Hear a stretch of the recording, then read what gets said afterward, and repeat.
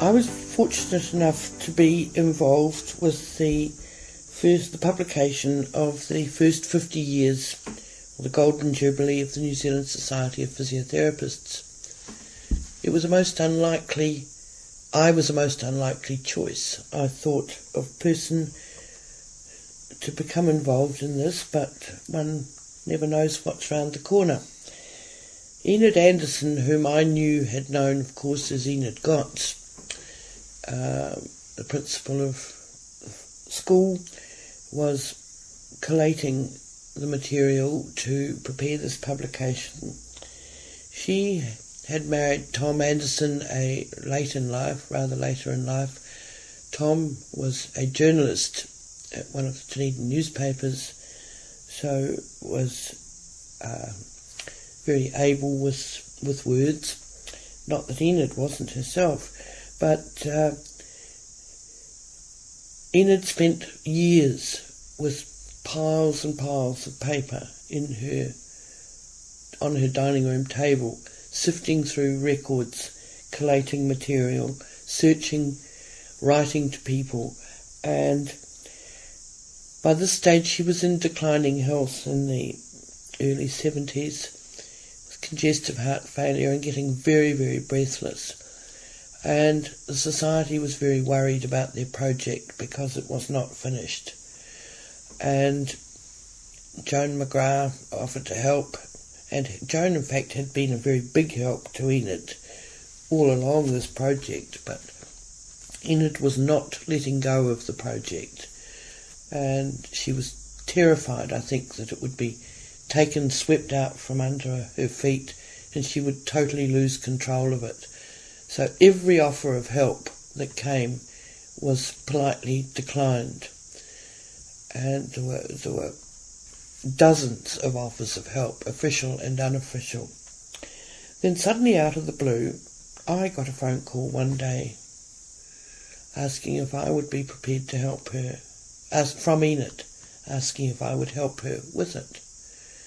And I was absolutely taken aback and delighted, very flattered. So I would go up there, and by this stage most of the chapters were in draft form, and so we were doing proofreading and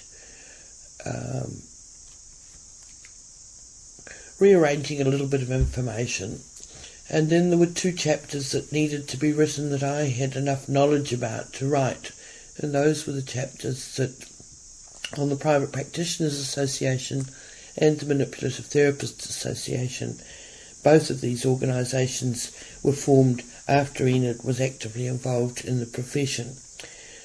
So I wrote my chapters all right, but then to get them past Tom Anderson was another ordeal. By the time we'd got all the commas and semicolons sorted out and the split infinitives corrected, we were getting very close to getting it ready for print. And the society was still operating on a shoestring then, and we didn't have a lot of money for getting it printed. So tenders were sought, and the tablet printing company was chosen in Dunedin, which is the big Catholic printing company. And the book duly appeared, and in time for the Golden Jubilee in 1973. I think Enid must have died perhaps early 72, I just don't actually remember the actual date. But the conference for its Jubilee was in Wellington, and I was actually invited to present a paper at that conference on some of the unpublished history of the society at that time. Brian Mulligan was on the conference committee. It was he who rang me to ask me would I prepare something, and I enjoyed preparing it immensely, but I hadn't up to that point had never done any public speaking, and I was scared witless about my actual presentation, and I'm sure was very, very nervous right throughout the whole presentation. But it did raise a few laughs at least, because I was able to find some funnies to go in it. So that was the first book, and I think that probably what I put together in my paper was probably the most interesting bit, or light-hearted bit of the whole history that's been published so far. It was all very chronological and rather boring, I thought, actually.